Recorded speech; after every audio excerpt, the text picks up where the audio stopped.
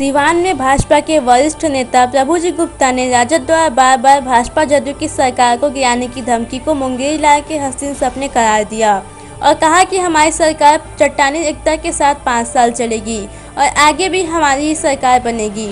साथ ही कहा कि जिस मोहम्मद शहाबुद्दीन ने राजद को सींचा वो राजद उनका नहीं हुआ, जो अल्पसंख्यक के बिहार में सबसे बड़ा चेहरा थे, तो वो राजद जनता का क्या होगा। उन्होंने कहा कि अगर शहाबुद्दीन साहब का परिवार एनडीए ज्वाइन करता है तो उनका स्वागत है।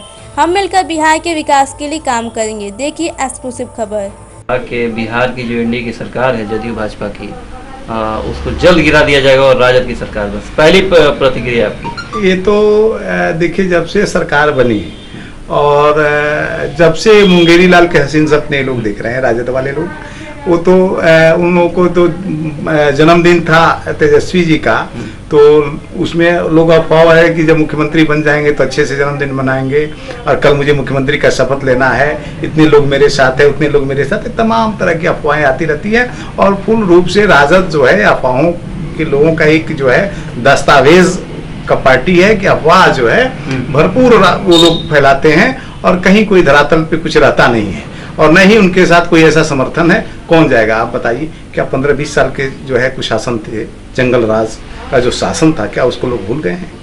उसको तो भूले नहीं है, वो तो याद है हर लोगों को। इसलिए वो सब मुंगेरी लाल का हसीन सपना है और ये सब झूठ का पुलिंदा है। भारतीय जनता पार्टी एनडीए की जो सरकार है मजबूती के साथ पूरा अपना कार्यकाल पूरा करेगी। माननीय यशस्वी मुख्यमंत्री नीतीश कुमार जी की अगुवाई में इसमें कहीं कोई दो राय नहीं। और दूसरी बात ये है कि जिस तरह से पहले मंत्रिमंडल के विस्तार में जदयू ने अपने नेताओं को मना कर दिया मंत्रिमंडल में शामिल होने के लिए, इस बार क्या लग रहा है कि हाँ वाकई जदयू जो है अपने पार्टी के वरिष्ठ नेताओं को केंद्रीय मंत्रिमंडल में शामिल कराएगी? निश्चित ही शामिल कराना चाहिए।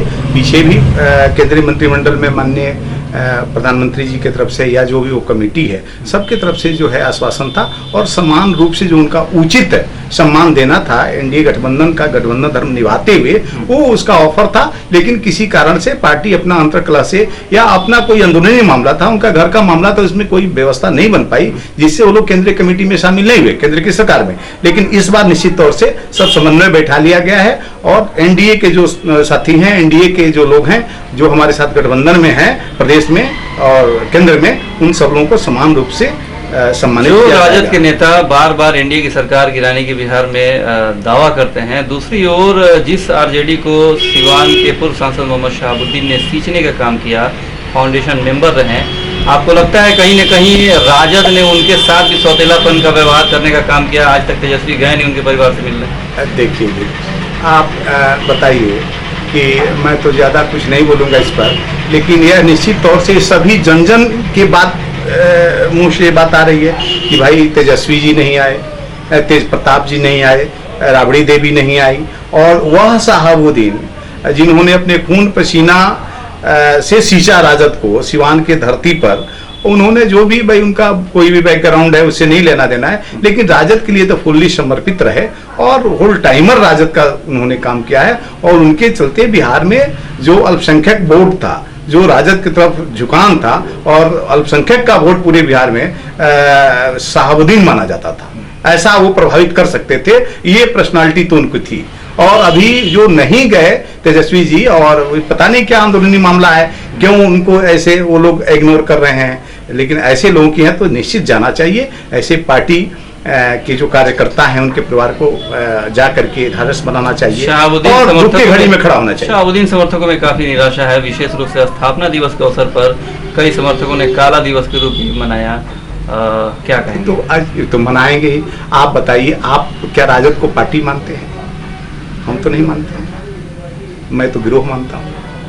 ये सब गिरोह के लोग, पार्टी का कोई विजन नहीं है, पार्टी तो लोकतांत्रिक तरीका से चलता है, ऐसा तो कुछ नहीं है। तो ये तो हम नहीं मानते हैं। इसलिए जो है असंतोष तो होगा, गिरोह में असंतोष होता है, गिरोह में झगड़ा होता है, बहुत सारी बातें होती हैं। तो पार्टी नहीं है तो इसलिए जो है ये गिरोह है, तो असंतोष है। लोगों ने काला दिवस, क्या लगता है इस गिरोह का शिकार हुए शहाबुद्दीन साहब?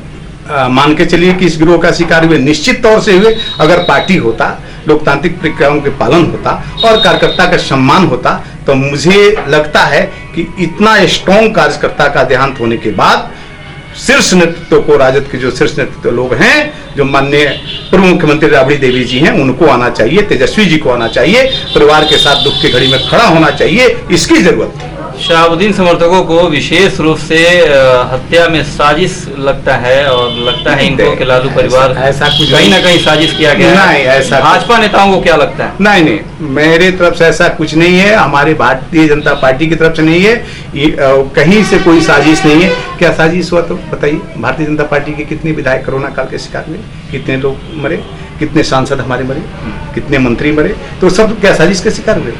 तो साजिश शहाबुद्दीन साहब के साथ ही क्यों? वो हम मानव और मानवतावाद के पोषक हैं, हम इसमें विश्वास रखते हैं। भारतीय जनता पार्टी के लोग इसमें विश्वास रखते हैं कि सर्वजन हिताय सर्वजन सुखाय की बात करते हैं, हमें किसी से राजनीतिक विद्वेष हो सकता है। शहाबुद्दीन साहब का परिवार विशेष रूप से काफी नाराज है राजद से। अगर पार्टी बदलने के लिए अगर ये लोग आते हैं मैदान में कि हाँ पार्टी बदलना है, जैसा कि चर्चा तेज है कि जदयू में शामिल होंगे, तो लगता है कि एनडीए इसका स्वागत करेगा। देखिए, तो उनका व्यक्तिगत मामला है, विचारधारा बनता रहता है, बदलता रहता है। आज हम आपके साथ हैं, कल किसी के साथ हो सकते हैं। ये तो हमारे आपका विचार आज मिल रहा है, बातें मिल रही है, तो हम आपके साथ हैं। अगर हमें लगता है कि आपके यहाँ उचित सम्मान मुझे नहीं मिल रहा है, तो हम वहाँ क्यों रहेंगे, क्यों जाएंगे? ये तो उनका आंतरिक मामला है, उनका पारिवारिक मामला है, इसमें वो स्वतंत्र हैं, और निश्चित तौर से अगर कोई इस तरह का फैसला लेते हैं तो स्वागत योग्य है। विशेष रूप से अब तो काफ़ी सरगर्मियां हैं, विकास को लेके क्या कहेंगे? जो मैरवा में जो मेडिकल कॉलेज की स्थापना हो रही है, देखिए ये हमारी सरकार की उपलब्धि है, और मैरवा को संवारने और सजाने का काम यशस्वी मुख्यमंत्री माननीय नीतीश कुमार जी और स्वास्थ्य मंत्री माननीय मंगल पांडे जी के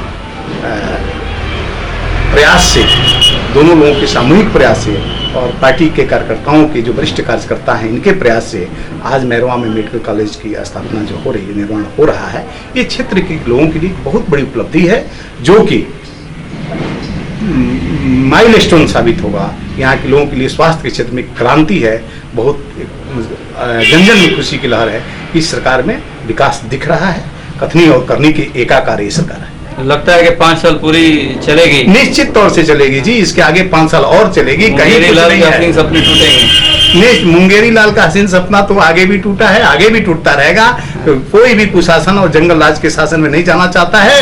वह जो है गुंडा और क्रिमिनल के सरकार के शासन में लोग नहीं जाना चाह रहे हैं। वो कि किसी के बच्चे का अपहरण हो जाए, किसी व्यापारी की हत्या हो जाए, हम मोटरसाइकिल लेके सिवान न जाए, किसी के भाई माँ बाप सुरक्षित न जाए, कितनी बहनों का माँ का मांग उजड़ जाए, ऐसा कोई नहीं चाहता है। हत्याएं तो आज भी हो रही है बिहार में, हो रही है, हत्याएं तो होती है, हो रही है, लेकिन क्या उस समय का शासन काल में आप लोग भी थे?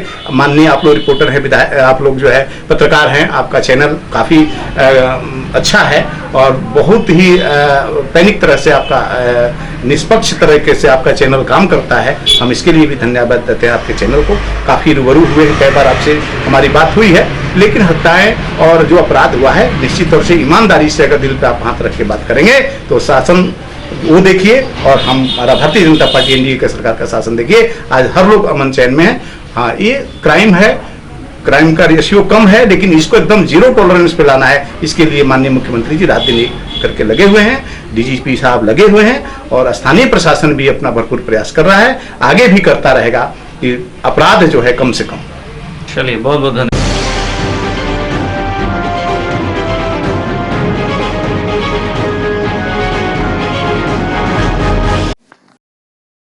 YouTube ऐप पर घंटी बजाओ, हर खबर की अपडेट पाओ।